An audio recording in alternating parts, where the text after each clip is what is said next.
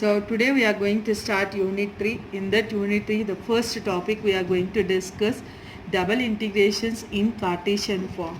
So first you see that what is the meaning of double integration. You are going to give two integration formulas here, two integration symbols. Cartesian form means you are going to express in terms of x comma y. So the questions will be based on when the question is given limits directly to you. In the integration, when the question is asked to evaluate, when the integration limits are given to us, suppose the limits are given as 0 to 1, 2 to 3. Some function f of x comma y function is given to us, and then derivatives they are given as dx dy. So based on your integration limits, based on the order of your integration values, derivatives here dx dy, you are going to choose the integration limits for x and y. How you are going to choose? Since both are in terms of constant, so every time remember that it totally depends upon the order of the derivatives here. So first it is starting with the dx. You imagine this is the first integration to us, and you see that it is the second integration. So when you start with the dx here, the second integration value, it becomes the limits of that particular x. So your x limits will become 0 to 1. So next, moving to the y limits, first integration value, it will become the y limits as 2 to 3. So ఇక్కడ మీరు గుర్తుపెట్టుకోవాల్సింది ఏంటి అంటే, ఎప్పుడైతే మనం Cartesian ఫామ్లో limits డైరెక్ట్గా ఇస్తాడు, ఆ లిమిట్స్ కాన్స్టెంట్స్ ఉన్నప్పుడు మాత్రం మీరు ఐడెంటిఫై చేయాలి అవి ఏ లిమిట్స్, దేనికి లిమిట్స్ ఎక్స్కా వైకా అన్నది ఐడెంటిఫై చేయాలి. దానికి మీరు ఫస్ట్ ఇంటిగ్రేషన్ని ఇలా అడ్డం పెట్టుకోండి, ఫస్ట్ ఇంటిగ్రేషన్ సెకండ్ ఇంటిగ్రేషన్ అని పెట్టుకోండి. రెండు లిమిట్స్ కాన్స్టెంట్గా ఉన్నాయి కాబట్టి ఐడెంటిఫై చేయడం కష్టం. ఇక్కడ ఇది ఎక్స్ లిమిట్ ఇది వై లిమిట్ అని చెప్పడం కష్టం కాబట్టి అది అంతా మనకు ఇక్కడ ఇచ్చే డెరివేటివ్స్ మీద డిపెండ్ అయి ఉంటుంది. ఇక్కడ ఏ ఆర్డర్ అయితే ఇస్తారో ఆ ఆర్డర్ని బేస్ చేసుకొని మీరు ఇంటిగ్రేషన్ లిమిట్స్ అన్నవి ఐడెంటిఫై చేయాలి. సో ఇక్కడ ఫస్ట్ మనకి ఇచ్చింది డిఎక్స్. సో ఈ డిఎక్స్ని తీసుకుని వెళ్ళి ఇక్కడ మనకి ఏదైతే లిమిట్ ఇచ్చాడో 0 to 1 అవి ఎక్స్ లిమిట్స్ అవుతాయి. మీరు ఆర్డర్లో చూసేది ఫస్ట్ నుంచి చూస్తారు, కానీ లిమిట్స్ చెప్పేది మాత్రం బ్యాక్ సైడ్ నుంచి రావాలి. ఇక్కడ డిఎక్స్ అన్నది ఫస్ట్ ఆర్డర్లో ఉంది, కానీ లిమిట్స్ అన్నవి బ్యాక్ నుంచి మనం సింప్లిఫై చేసుకుంటూ వెళ్తున్నాం కాబట్టి ఈ 0 to 1 అన్నవి ఎక్స్ లిమిట్స్ అవుతాయి. So you are making x is equal to 0 to 1 అంటారు. తర్వాత మనకు ఫాలో అయ్యేది ఆర్డర్లో డిఎక్స్ తర్వాత ఫాలో అయింది డివై. సో ఎక్స్ లిమిట్స్ అయిపోయాయి, ఆబ్వియస్గా మనకు మిగిలింది వై వేరియబుల్ ఒక్కటే, ఆ మిగిలిన ఇంటిగ్రేషన్ వై లిమిట్స్ అవుతాయి. So you are going to mention the y limits as y is equal to 0 to 3. దాని తర్వాత మీరు ఇంటిగ్రేషన్ చేయండి. ఇంటిగ్రేషన్ చేసేటప్పుడు ఎక్స్తో ఫస్ట్ చేస్తున్నాం కాబట్టి ఎక్స్తో ఇంటిగ్రేషన్ చేసినప్పుడు వై టర్మ్స్ అన్నీ కాన్స్టెంట్ అవుతాయి. అక్కడ ఏ మెథడ్ అయితే సూటబుల్లో ఇంటిగ్రేషన్స్లో మనకు చాలా మెథడ్స్ ఉన్నాయి. సో డైరెక్ట్ ఫార్ములాస్ ఉంటాయి, సబ్స్టిట్యూషన్ మెథడ్స్ ఉంటాయి, పార్షియల్ ఫ్రాక్షన్స్ ఉంటాయి. ఎప్పుడైతే మీరు సబ్స్టిట్యూషన్ చేస్తారో లిమిట్స్ అనేవి కూడా చేంజ్ అవుతాయి. సో అది క్వశ్చన్స్ని బట్టి ఉంటాయి. ఈ క్వశ్చన్కి ఇలానే ఉంటుంది అని చెప్పలేము, కానీ ఏ క్వశ్చన్కి సూటబుల్ ఇంటిగ్రేషన్ ఉంటుందో ఆ సూటబుల్ ఇంటిగ్రేషన్ అప్లై చేసుకొని సింప్లిఫై చేయండి. సో ఇక్కడ ఎస్పెషల్లీ కాన్స్టెంట్స్ ఇచ్చినప్పుడు ఆర్డర్ని బేస్ చేసుకొని ఇంటిగ్రేషన్ లిమిట్స్ అనేవి మీరు చెప్తారు. ఇంటిగ్రేషన్లో మీరు ఫాలో అయ్యేటప్పుడు బ్యాక్ నుంచి ఫాలో అవుతారు, ఆర్డర్ మాత్రం ఫస్ట్ నుంచి ఫాలో అవుతారు. I hope it is very clear for your constant when constant limits are given to us. Next case, when you are having, suppose integration is given as 2 to 3, another integration is given as x is to x square అనుకుందాం. some function ఇచ్చారు dy dx dx dy అని ఇచ్చారు. ఎప్పుడైతే మీకు 2 variables, మనం X comma why 2 వేరియబుల్సే ఉంటాయి అని చెప్పాము. సో ఎప్పుడైతే 2 వేరియబుల్సే మీకు ఇస్తారో ఆ 2 వేరియబుల్స్లో ఇంటిగ్రేషన్లో చెక్ చేయండి. ఇంటిగ్రేషన్ ఒకటి కాన్స్టెంట్గా ఉంది, ఒకటి వేరియబుల్లో ఉంది. సో ఇక్కడ మీరు ఫస్ట్ సెకండ్ ఇంటిగ్రేషన్ అబ్జర్వ్ చేస్తే ఎక్స్ నుంచి ఎక్స్ స్క్వేర్కి ఇంటిగ్రేషన్ ఇచ్చాడు. అంటే మనకున్న 2 వేరియబుల్స్లో ఎక్స్ అన్నది వాడు ఇచ్చేసాడు, అంటే మిగిలింది మనకు వై. అంటే ఈ పర్టికులర్ ఇంటిగ్రేషన్లో వై మిస్ అవుతుంది కాబట్టి this particular becomes the y limits here. ఇచ్చిన వేరియబుల్స్లో ఏ వేరియబుల్లో ఆ ఇంటిగ్రేషన్లో మిస్ అవుతుందో అది మీకు వై లిమిట్స్ అవుతాయి. నెక్స్ట్ ఇంకా మిగిలింది మనకి ఇక్కడ y అయిపోయింది కాబట్టి జస్ట్ క్యాన్సిల్ చేసాను, ఇక మిగిలింది మనకు ఎక్స్. సో ఆబ్వియస్గా నెక్స్ట్ ఉన్న ఇంటిగ్రేషన్ ఎక్స్ లిమిట్స్ అవుతాయి. సో ఎవ్రీ టైము ఎక్స్లో ఇస్తాడు, దాన్ని మనం y లిమిట్స్ అంటాము, అలానే సింప్లిఫై చేస్తాము అని ఏమీ లేదు. ఒక ఎగ్జాంపుల్గా చెప్పాను. ఒకవేళ మీకు ఎక్స్ నుంచి ఎక్స్ స్క్వేర్కి ఇంటిగ్రేషన్ ఇస్తే y మిస్ అవుతుంది కాబట్టి దాన్ని మనం y లిమిట్స్ కింద కన్వర్ట్ చేస్తున్నాం. అలా కాకుండా క్వశ్చన్ మీకు సపోజ్ 0 to y ఇచ్చాడు అనుకుందాం, నెక్స్ట్ ఇంటిగ్రేషన్ సమ్ 0 to 1 ఇచ్చాడు అనుకుందాం. ఇప్పుడు ఇక్కడ ఫస్ట్ ఒకటి కాన్స్టెంట్ ఉంది, ఒకటి వేరియబుల్ ఉంది. మనకున్నవి 2 variables x y. So question వైలో ఇచ్చాడు అంటే ఇది మనం తీసుకోలేము లిమిట్స్, వై అన్నవి లిమిట్స్ కింద కన్వర్ట్ చేయలేము. అంటే ఆబ్వియస్గా మనం చేయాల్సింది ఎక్స్. లేదు మీకు ఇక్కడ అర్థం కాలేదు అనుకుంటే ఇంటిగ్రేషన్లోకి వెళ్ళండి. ఏ వేరియబుల్ మిస్ అవుతుంది ఇక్కడ? ఇంటిగ్రల్ 0 to yలో ఎక్స్ అన్నది మిస్ అవుతుంది కాబట్టి ఈ పర్టికులర్ ఇంటిగ్రేషన్ని x = 0 to x = y అంటారు. సో ఎక్స్ లిమిట్స్ మనకు అయిపోయినాయి, మనకి ఇంకా కావాల్సింది y లిమిట్స్. సో నెక్స్ట్ ఉన్న కాన్స్టెంట్ లిమిట్ అది y కింద ట్రీట్ చేస్తాం. సో మళ్ళీ ఇక్కడ కూడా మీరు దేంతైతే ఫస్ట్ మీరు ఇంటిగ్రేట్ చేస్తున్నారో దాని వేరియబులే రాయాలి.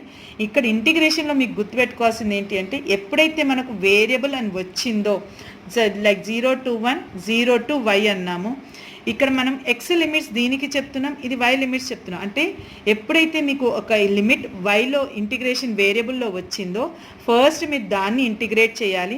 అంటే మీరు డిఎక్స్తో ఇంటిగ్రేషన్ చేస్తారు, then followed by the constant values of y. మీ వేరియబుల్ని ఎలిమినేట్ చేసిన తర్వాత కాన్స్టెంట్ ఇంటిగ్రేషన్ అన్నది చేయాలి. ఒకవేళ మీకు ప్రీవియస్గా చెప్పినట్టు ఎగ్జాంపుల్లో 0 2 to 3 ఎక్స్ నుంచి ఎక్స్ స్క్వేర్ ఇంటిగ్రేషన్ ఇచ్చాడు, f(x, y) dx dy అని ఇచ్చాడు. ఇక్కడ మీకు ఆర్డర్ ఏదైనా ఇవ్వచ్చమ్మ. వేరియబుల్ ఇంటిగ్రేషన్స్ ఇచ్చినప్పుడు ఇక్కడ ఆర్డర్ ఏమి ఇచ్చారా అన్నది మనం చెక్ చేయండి. ఆర్డర్ అన్నది చెక్ చేసేది ఓన్లీ కాన్స్టెంట్ లిమిట్స్ ఇచ్చినప్పుడు మాత్రమే చెక్ చేస్తాము. ఇక్కడ వేరియబుల్స్లో ఇచ్చినప్పుడు ఆర్డర్ ఎలాగైనా వాడు ఇవ్వచ్చు, వాడు డైరెక్ట్గా ఇవ్వచ్చు, ఇండైరెక్ట్గా ఇవ్వచ్చు. సో ఫస్ట్ మీరు ఈ లిమిట్స్ని చూస్ చేయండి, ఇది దేని లిమిట్స్ అన్నది మీరు ఐడెంటిఫై చేసిన తర్వాత మీరు ఆర్డర్ అన్నది మీరు పెట్టుకోండి. ఇక్కడ ఫస్ట్ వై రాసాము, తర్వాత ఎక్స్ రాసాము. ఇక్కడ ఎక్స్ లిమిట్స్ ఇచ్చాడు కాబట్టి వై మిస్ అవుతుంది కాబట్టి ఇది వై లిమిట్స్ అవుతుంది, followed by the X limits. So ఇప్పుడు మనం ఫస్ట్ దేన్ని ఇంటిగ్రేట్ చేయాలి? వైని ఇంటిగ్రేట్ చేయాలి. వాడు ఇవ్వడం మాత్రం డిఎక్స్ డివై అన్నాడు, కానీ ఇక్కడ మనం ఇంటిగ్రేషన్ వైతో చేస్తున్నాం కాబట్టి మీరు క్వశ్చన్ ఎలా రాసుకుంటారు? f(x, y) dy y terms అన్నిటినీ టుగెదర్ తీసుకుని వచ్చి తర్వాత డిఎక్స్ అని రాయండి. సో ఫస్ట్ వైని అన్నది ఎలిమినేట్ చేయాలి. Y is containing single variable x కాబట్టి వైని ఎలిమినేట్ చేసిన తర్వాత మీరు డిఎక్స్ అన్నది ఇంటిగ్రేషన్ చేయండి. ఇక్కడ ఇంటిగ్రేషన్లో మళ్ళీ సూటబుల్ మెథడ్, ఏ మెథడ్ అయితే పాసిబుల్ ఉంటుందో ఆ మెథడ్స్ చేయండి. ఇక్కడ మనం మ్యాక్సిమం క్వశ్చన్స్లో ఇంటిగ్రేషన్స్ దేని మీద బేస్ చేసామో ఒక్కసారి అవి చెక్ చేసుకోండి. ఇక్కడ మనం మ్యాక్సిమం క్వశ్చన్స్ మీద మనం ఇంటిగ్రేషన్లో ఫార్ములాస్ ఎక్కువ యూస్ చేసింది డైరెక్ట్ ఫార్ములాస్ యూస్ చేసాం. లైక్ ఇంటిగ్రేషన్ ఆఫ్ x(n) అన్నాము, తర్వాత ఈ ఇంటిగ్రేషన్ ఆఫ్ x(-n) అన్నాం. ఒకసారి పాజిటివ్ ఉండొచ్చు n వాల్యూ, ఒకసారి నెగిటివ్ ఉండొచ్చు. బేస్డ్ ఆన్ యువర్ క్వశ్చన్ అది నెగిటివ్ అయితే నెగిటివ్ ఇంటిగ్రేషన్ అప్లై చేయండి, -n+1/-n+1 అన్నది ఇంటిగ్రేషన్ అప్లై చేస్తారు. ఒకవేళ పాజిటివ్ అయితే x(n+1/(x(n+1) అప్లై చేయండి. ఒక్కొక్కసారి sin θ ఇంటిగ్రేషన్ అంటాడు, cos θ అంటాడు, e⁻x అంటాడు. డైరెక్ట్ ఫార్ములాస్ ఇంటిగ్రేషన్స్ కొన్ని ఉంటాయి, కొన్నిటి మీద అలా క్వశ్చన్స్ ఉన్నాయి. కొన్నిటిని మ్యాక్సిమం మనం ఫార్ములాస్తోనే యూస్ చేయాల్సి వస్తుంది. అలాంటివి లైక్ a² - x² అన్నాం ఇంటిగ్రేషను, లైక్ 1/x² + a² అన్నాము, లైక్ 1/√a² + x² అన్నాము. కొన్ని క్వశ్చన్స్ మీకు ఎప్పుడైతే డైరెక్ట్గా లిమిట్స్ ఇస్తాడో ఆ లిమిట్స్ మీద కంపల్సరీ వాడు ట్విస్ట్ చేసి క్వశ్చన్స్ ఇస్తాడు. వాడు డైరెక్ట్గా తక్కువ అడుగుతాడు, ఇండైరెక్ట్గా మనకి ఇలాంటి ఫార్ములాస్ మీదే క్వశ్చన్స్ అడుగుతాడు. సో మ్యాక్సిమం కొన్ని ఫార్ములాస్ మాత్రం మీరు గుర్తుపెట్టుకోవాల్సి వస్తుంది. ఎప్పుడైతే మీరు డబుల్ ఇంటిగ్రేషన్ చేస్తారో అలాంటి క్వశ్చన్స్ అప్పుడు చేయండి, ఫార్ములాస్ గుర్తుపెట్టుకొని చేయండి. ఒక్కోసారి మీకు వాల్యూ అన్నది డైరెక్ట్గా ఇవ్వకపోవచ్చు. సపోజ్ ఇప్పుడు ఇంటిగ్రేషన్ ఇచ్చాడు, x to x² అన్నాడు, నెక్స్ట్ ఇంటిగ్రల్ 0 to 2 అన్నాడు, ఇది y లిమిట్స్ అవుతుంది.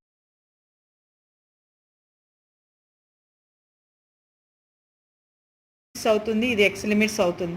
ఇక్కడ f(x, y) వచ్చి సపోజ్ 1+x² + y² అన్నాడు. ఇప్పుడు మనం ఇంటిగ్రేషన్ ఫస్ట్ dyని చేస్తాం, తర్వాత dxని చేస్తాం. ఇది జనరల్గా చూస్తే ఇక్కడ integration with respect to y చేయాలి, కానీ 1/, ఫామ్లో ఉంది. ఇప్పుడు 1 ఫామ్ అంటే మనకు ఇక్కడ ఒకవేళ 1/y² ఉండుంటే మాత్రం మీరు y⁻-2 అని చెప్పేసి ఇంటిగ్రేషన్ చేసేవాళ్ళు. కానీ ఇక్కడ మనకు 1+x² కూడా ఉంది. సో ఇక్కడ ఎలా ఉంది, ఇదంతా కాన్స్టెంట్ వైతో ఇంటిగ్రేషన్ చేసినప్పుడు. దీన్ని ఎలా కన్వర్ట్ చేయాలి, ఇప్పుడు 1/a² + y² కన్వర్ట్ చేయాలి. అంటే మీకు ఫార్ములా 1/x² + a² ఇంటిగ్రేషన్లో కన్వర్ట్ చేయాలి. దానికి ఇంటిగ్రేషన్ ఏంటి, మీకు 1/a tan 1 x/a ఉండాలి. ఎస్, ఇక్కడ ఎక్స్ తీసుకున్నాం కాబట్టి ఇక్కడ ఎక్స్లో చెప్తున్నాం, మీరు వై తీసుకుంటే వైలో చెప్పండి. దీన్ని ఇప్పుడు ఇచ్చిన క్వశ్చన్ని ఈ ఫార్ములాని కంపేర్ చేయండి. మీకు a² + y² అన్నాము. సో ఇక్కడ ఉన్నది మీకు జస్ట్ వాల్యూస్ని మాత్రమే కంపేర్ చేస్తున్నాను. ఇక్కడ x² + a² అన్నాను. సో ఇక్కడ మనం వైతో ఇంటిగ్రేట్ చేస్తున్నాం కాబట్టి జస్ట్ ఫార్ములాని కన్ఫ్యూజ్ చేద్దాం, y² + a² అని రాస్తున్నాను. 1+x² + y² అని రాసుకుందాం. ఇప్పుడు ఇక్కడ y² ఉంది, ఇక్కడ y² ఉంది, సాటిస్ఫైయింగ్. ఇక్కడ మనకు a² ఉండాలి, కానీ ఇక్కడ a² అంటే కాన్స్టెంట్. ఇది కూడా a1+x² అన్నది విత్ రెస్పెక్ట్ టు y ఇది కాన్స్టెంట్ అవుతుంది. కానీ ఇది ఎలా ఉండాలి, a² ఫామ్లో ఉండాలి. ఇది a², ఇదంతా a అనుకుందాం. ఇది a² ఫామ్లో ఉందా, లేదు. దీన్ని ఎలా కన్వర్ట్ చేస్తారు, 1/√1+x² అనుకుందాం. క్వశ్చన్ని చేంజ్ చేయకుండా ఆ ఫామ్లో కన్వర్ట్ చేసుకోవడానికి ఒక్కొక్కసారి మిమ్మల్ని ఇట్లా √of అని చెప్పి (² అని రాస్తారు. ఇప్పుడు ఇదంతా ఏ అనుకుందాం, a = √1+x² అనుకుందాం. ఇదంతా ఇప్పుడు ఎలా కన్వర్ట్ అయింది, 1/a² + y² కన్వర్ట్ అయింది. సో మీరు డైరెక్ట్గా ఫార్ములా అప్లై చేస్తారు. ఒక్కొక్కసారి మీకు క్వశ్చన్స్లో ఇంటిగ్రేషన్స్ లిమిట్స్ ఇచ్చాడు, మీరు ఐడెంటిఫై చేశారు, దానికి formula suppose √a² - x² apply చేయాల్సి వస్తుంది. సో ఇక్కడ సింప్లిఫై చేసేటప్పుడు సపోజ్ ఇక్కడ సమ్ y² వచ్చింది, ఇంటిగ్రేషన్ ఆఫ్ y² dyతో చేస్తున్నారు అనుకుందాం. ఇప్పుడు ఎలా ఉండాలి, ఇది ఫార్ములా మీరు చూస్తే a² + y² ఫార్ములాతో ఉండాలి. వైతో ఇంటిగ్రేట్ చేస్తున్నారు కాబట్టి ఏ కాన్స్టెంట్ అవుతుంది, ఎక్స్ కాన్స్టెంట్ అవుతుంది. సో ఈ రెండింటిని టుగెదర్ తీసుకుందాం. మనకి ఇక్కడ ఫార్ములా ఎలా ఉండాలి, a² + y² ఉండాలి. కానీ ఇదంతా ఎలా ఉంది, a² - x² మాత్రమే ఉంది. సో ఇక్కడ మనం దీన్ని ఎలా రాస్తాము, √a² - x² (² + y² అని చెప్పి డైరెక్ట్గా అప్పుడు దానికి ఇంటిగ్రేషన్ ఫార్ములా అన్నది అప్లై చేస్తాం. సో మ్యాక్సిమం క్వశ్చన్స్ ఇలాంటి ఫార్ములాస్ ఇచ్చి, వాడు లిమిట్స్ ఇచ్చాడు అంటే ఇలాంటి ఫార్ములాస్ ఇచ్చే వాడు ట్విస్ట్ ఇస్తాడు. దాని బేస్ మీద మీరు క్వశ్చన్స్ చేయాలి. కొన్ని ప్రాబ్లమ్స్కి మనకు ఫైనైట్ లిమిట్స్ ఇస్తాడు. Like 0 to infinity, 0 to infinity అన్నాడు ప్రాబ్లమ్స్. ఎప్పుడైతే మీకు ఇన్ఫినిటీలో ఇస్తాడో మీకు క్వశ్చన్ కంపల్సరీ ఇన్ఫినిటీలో ఇచ్చాడు అంటే x² + y² ఫామ్లో ఇస్తాడు. అది ఎక్స్పోనెన్షియల్లో ఇస్తాడా, లాగరిథమిక్లో ఇస్తాడా అన్నది మనం చెప్పలేము. ఎప్పుడైతే మీకు క్వశ్చన్లో ఇన్ఫినిటీ టర్మ్స్ ఇచ్చాడు అంటే కంపల్సరీ మీకు ఎక్కడో ఒక చోట x² + y² అని వస్తుంది. ఎప్పుడైతే ఇన్ఫినిటీలో ఇచ్చి x² + y² ఉంటుందో కంపల్సరీ దాన్ని పోలార్ ఫామ్లో కన్వర్ట్ చేయాలి. దీని మీద మనం ఒక క్వశ్చన్ చేసాము. ఆ క్వశ్చన్ని ఫస్ట్ మెథడ్ 2 మెథడ్స్లో డిస్కస్ చేసాం, మెథడ్ 1, మెథడ్ 2 ఒకసారి చూసుకోండి. ఎక్స్పోనెన్షియల్ ఇచ్చినప్పుడు in the form of x² + y² polar ఫామ్లో ఎలా కన్వర్ట్ చేసాము, దాన్ని ఫార్ములాలో ఎలా కన్వర్ట్ చేసామో 2 మెథడ్స్లో డిస్కస్ చేసాం. ఇది థర్డ్ మెథడ్ అమ్మ. నెక్స్ట్ మెథడ్ మీకు ఇచ్చేది క్వశ్చన్లో డబుల్ ఇంటిగ్రేషన్ వాడు ఇచ్చేస్తాడు, రీజియన్ అంటాడు. సో ఎప్పుడైతే మనకు డబుల్ ఇంటిగ్రేషన్ ఇచ్చేసి ఫంక్షన్ ఇచ్చేస్తాడు f(x, y), ఇక్కడ కూడా 2 వేరియబుల్స్ గురించే ఉంటాయి మనకు, dx dy ఇచ్చాడు. ఈ ఫంక్షన్ ఇచ్చేసేసి క్వశ్చన్ ఎలా అంటాడంటే ఎవాల్యుయేట్ దిస్ ఫంక్షన్, లిమిట్స్ ఏమి ఇవ్వడు. ఇప్పుడు లిమిట్స్ మనం ఫైండ్ అవుట్ చేయాలి. ఆ లిమిట్స్ అన్నవి ఇచ్చిన ఈక్వేషన్స్ని బట్టి ఉంటుంది. 2 పారాబోలా ఈక్వేషన్స్ ఇవ్వచ్చు, ఒక స్ట్రైట్ లైన్, ఒక పారాబోలా ఈక్వేషన్ ఇవ్వచ్చు, సర్కిల్ అనొచ్చు, ఎలిప్స్ అనొచ్చు, హైపర్బోలా అనొచ్చు. ఏ ఈక్వేషన్ అయితే ఇస్తాడో దాని బేస్ మీద మీరు లిమిట్స్ అన్నవి ఫైండ్ అవుట్ చేయాలి. మ్యాక్సిమం ఇచ్చిన క్వశ్చన్స్కి ఒక ఫిగర్ అన్నది డ్రా చేయడం. 2 పారాబోలాస్ ఇచ్చాడు, ఒకవేళ 2 పారాబోలాస్ ఇస్తే 2 పారాబోలాస్కి మీరు డయాగ్రామ్ కన్వర్ట్ చేయాలి. ఆ డయాగ్రామ్లోంచి ఆ యారో మార్క్స్ని బేస్ చేసుకొని మనం limits upper limit, lower limit అన్నది చెప్పడానికి ఛాన్సెస్ ఉంటాయి. కొన్ని క్వశ్చన్స్కి డయాగ్రామ్ చెప్పాల్సిన అవసరం లేదు, డైరెక్ట్గా క్వశ్చన్ బేస్ చెప్పచ్చు. సపోజ్ x = 0 అన్నాడు, x = 1 అన్నాడు, y = 0 అన్నాడు, y = 4 అన్నాడు. ఇంటిగ్రేషన్ ఇచ్చాడు, ఎవాల్యుయేట్ అన్నాడు, బౌండెడ్ బై ద రీజియన్ అన్నాడు. ఇప్పుడు ఇలా ఇచ్చేసాడు అంటే x లిమిట్స్, y లిమిట్స్ వాడు ఇండైరెక్ట్గా మనకి ఇచ్చాడు. అవి తీసుకుని వెళ్ళి క్వశ్చన్లో సబ్స్టిట్యూట్ చేసేస్తాం. ఒకవేళ x = 0 అన్నాడు, xy = 2 అన్నాడు అనుకుందాం. ఈ రెండే ఈక్వేషన్స్ ఇచ్చాడు. ఒకటి x ఈజ్ ఈక్వల్ టు 0 అన్నది లైన్ ఈక్వేషన్ అవుతుంది, xy ఈజ్ ఈక్వల్ టు 2 అన్నది some line equation hyperbola equation అవుతుంది. ఒక కర్వ్ ఈక్వేషన్ ఇచ్చాడు, ఒక లైన్ ఈక్వేషన్ ఇచ్చాడు. ఇప్పుడు దీనికి ఫిగర్ గీయాలా అంటే కూడా అవసరం లేదు.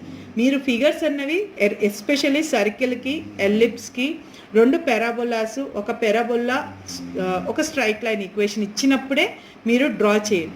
ఇలాంటి క్వశ్చన్స్కి ఇచ్చినప్పుడు ఇలాంటి క్వశ్చన్ ఇచ్చాడు, వాడు దాంతోపాటు హింట్ ఇస్తాడు. ఏంటని?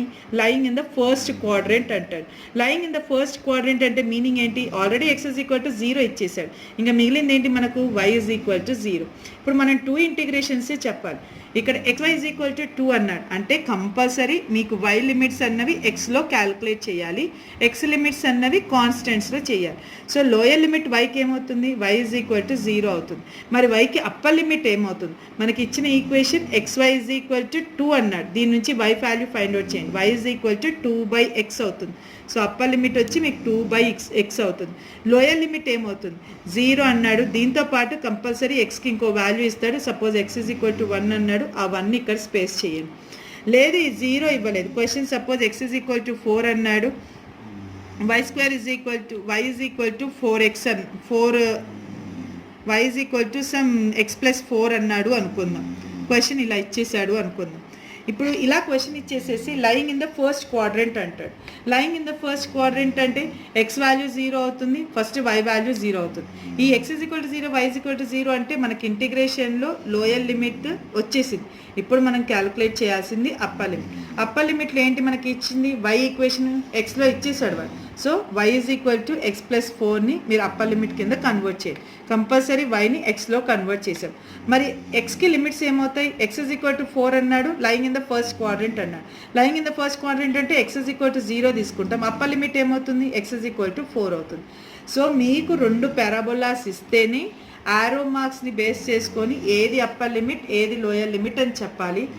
ఒకవేళ మీకు ఒక స్ట్రైట్ లైన్, సపోజ్ ఇలా స్ట్రైట్ లైన్ ఒకటి ఇచ్చాడు, పాసింగ్ త్రూ ద ఆరిజిన్ అన్నాం అంటే y is equal to x ఇచ్చేసాడు. ఇంకొక parabola x square is equal to 4ay ఇచ్చాడు అనుకుందాం. 4ay అంటే మీ curve equation passing through the origin ఇలా అవుతుంది. ఇప్పుడు దీని ఏరియా ఏమవుతుంది? ఇది ఏరియా అవుతుంది. ఈ ఏరియాకి పాయింట్ O ఒకటి ఉంటుంది, A ఒకటి ఉంటుంది.